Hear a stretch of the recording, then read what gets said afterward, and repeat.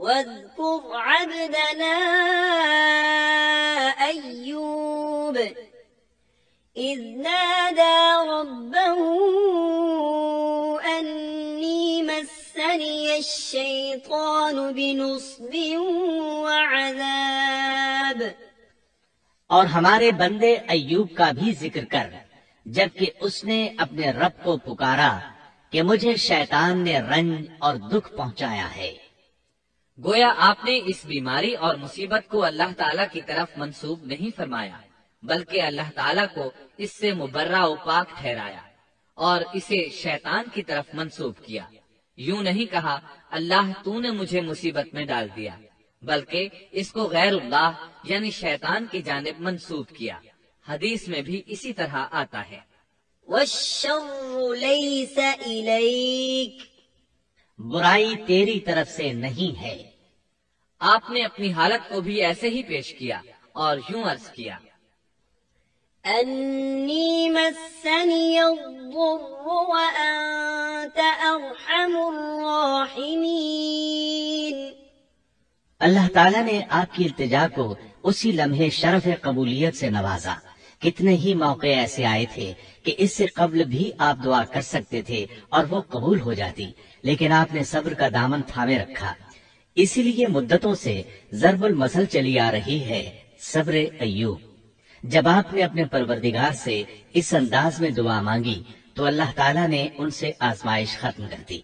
اللہ تعالیٰ سورہ صاد آیت 42 میں فرماتے ہیں، اركض برجلك هذا مغتسل بارد وشراب۔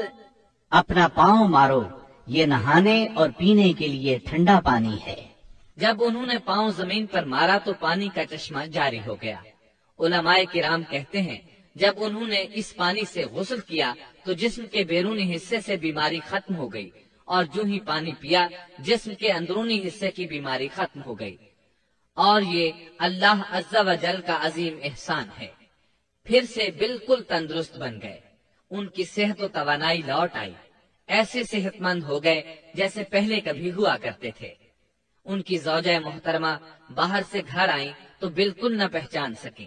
ان سے پوچھنے لگیں، کیا آپ نے اللہ کے نبی میرے خاوند یعنی مرض میں مبتلا شخص کو دیکھا ہے؟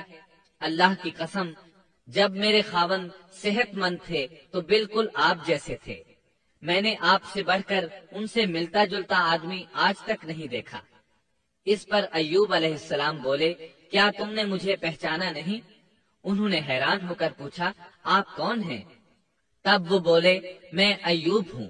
وہ بولی، سبحان اللہ، اس کا مطلب ہے بیماری ختم ہو گئی، اللہ تعالیٰ کا احسان ہو گیا۔ اس کے بعد اللہ تعالیٰ نے انہیں اہل و عیال کی نعمتیں بھی لوٹا دیں، ان کے مویشی بھی انہیں واپس مل گئے۔ سیدنا ابن عباس رضی اللہ عنہما فرماتے ہیں، اللہ تعالیٰ نے صرف انہیں ہی اپنے فضل و کرم سے نہیں نوازا بلکہ ان کے ساتھ ان کی اہلیہ کو بھی اپنے خاص فضل و کرم سے نوازا، اس لیے کہ انہوں نے بھی اس عظیم آزمائش میں صبر کیا تھا، عظیم صبر کا مظاہرہ کیا تھا۔ اللہ تعالیٰ نے ان کی جوانی کو بھی لوٹا دیا۔ ان سے سیدنا ایوب علیہ السلام کے ہاں 26 بیٹے بیٹیاں پیدا ہوئے۔ یہ روایت بھی ملتی ہے کہ 26 بیٹے ہی بیٹے تھے، بیٹیاں اس کے علاوہ تھی۔ اللہ تعالیٰ سورہ انبیاء آیت 84 میں فرماتے ہیں، وَآتَيْنَاهُ أَهْلَهُ وَمِثْلَهُمْ مَعَهُمْ رَحْمَةً مِّنْ عِندِنَا وَذِكْرَىٰ لِلْعَابِدِينَ۔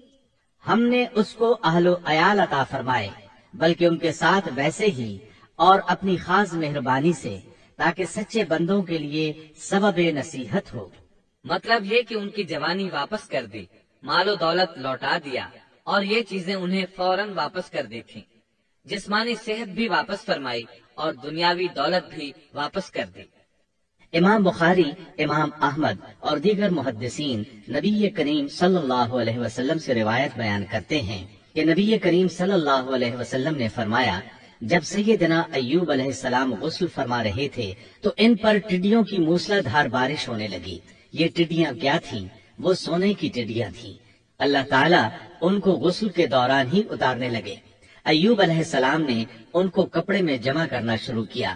اس پر اللہ تعالیٰ نے فرمایا، اے ایوب، کیا میں نے تجھے مالدار نہیں بنا دیا؟ اس نئے نازل ہونے والے مال سے بے پرواہ نہیں بنا دیا؟ ایوب علیہ السلام نے عرض کیا، جی ہاں میرے پروردگار، لیکن میں آپ کی رحمت اور برکت سے تو بے پرواہ نہیں ہو سکتا۔ بلا یا رب ولكن لا غنى لي عن بركتك۔ ہاں اے رب، لیکن میں تیری برکت سے دور کیسے رہ سکتا ہوں؟ ان کا مال و دولت سب واپس مل گیا، اہل و عیال بھی مل گئے، صحت بھی پلٹ آئی۔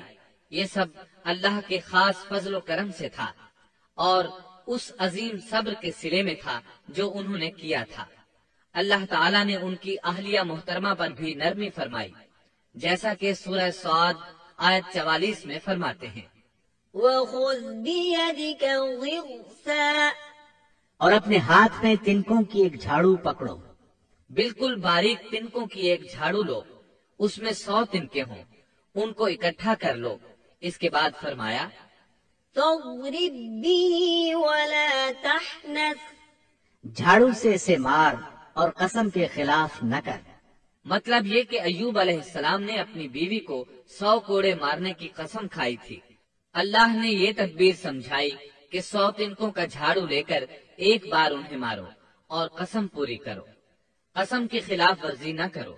اس طرح آپ کی قسم بھی پوری ہو جائے گی اور بیوی کو بھی تکلیف نہیں پہنچے گی۔ تو اس طرح اللہ تعالیٰ نے ان کی زوجہ محترمہ پر خاص مہربانی فرمائی۔ اللہ سورہ انبیاء آیت 83 اور 84 میں فرماتے ہیں، وَأَيُّوبَ إِذْ نَادَى رَبَّهُ أَنِّي مَسَّنِيَ الضُّرُّ وَأَنْتَ أَرْحَمُ الرَّاحِمِينَ فَاسْتَجَبْنَا لَهُ فَكَشَفْنَا مَا بِهِ مِنْ ضُرٍّ وَآتَيْنَاهُ أَهْلَهُ وَمِثْلَهُمْ مَعَهُمْ رَحْمَةً مِّنْ عِنْدِنَا وَذِكْرَى لِلْعَابِدِينَ۔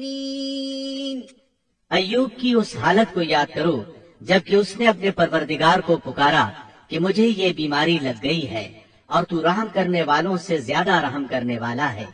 تو ہم نے ان کی سن لی اور جو دکھ انہیں تھا اسے دور کر دیا اور انہیں اہل و عیال عطا کر دیے، بلکہ ان کے ساتھ اپنی مہربانی سے ویسے ہی اور عطا کر دیے تاکہ سچے بندوں کے لیے نصیحت کا سبب ہو۔ اسی طرح اللہ تعالیٰ سورہ صاد آیت 41 تا 44 میں فرماتے ہیں، وَاذْكُرْ عَبْدَنَا أَيُّوبَ إِذْ نَادَى رَبَّهُ أَنِّي مَسَّنِيَ الشَّيْطَانُ بِنُصْبٍ وَعَذَابٍ ارْكُضْ بِرِجْلِكَ هَذَا مُغْتَسَلٌ بَارِدٌ وَشَرَابٌ وَوَهَبْنَا لَهُ أَهْلَهُ وَمِثْلَهُمْ مَعَهُمْ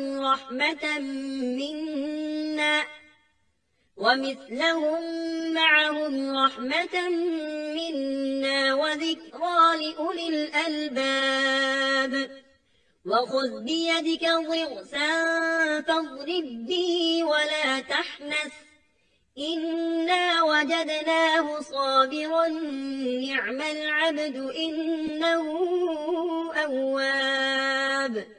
اور ہمارے بندے ایوب کا بھی ذکر کیجئے جب انہوں نے اپنے رب کو پکارا کہ مجھے شیطان نے رنج اور دکھ پہنچایا ہے۔ اپنا پاؤں مارو، یہ پینے اور نہانے کے لیے ٹھنڈا پانی ہے، اور ہم نے انہیں ان کا پورا کنبہ عطا فرمایا، بلکہ اس کے ساتھ اپنی خاص رحمت سے اور عقل مندوں کی نصیحت کے لیے اتنا ہی اور بھی عطا کر دیا۔ اور اپنے ہاتھ میں تنکوں کی ایک جھاڑو لے کر مار دیں اور قسم کے خلاف نہ کریں۔ سچ تو یہ ہے کہ ہم نے اسے بڑا صابر بندہ پایا، وہ بہت نیک تھے اور بہت ہی رغبت رکھنے والے تھے۔ یہ ذکر تھا سیدنا ایوب علیہ السلام کا جو اختتام کو پہنچا۔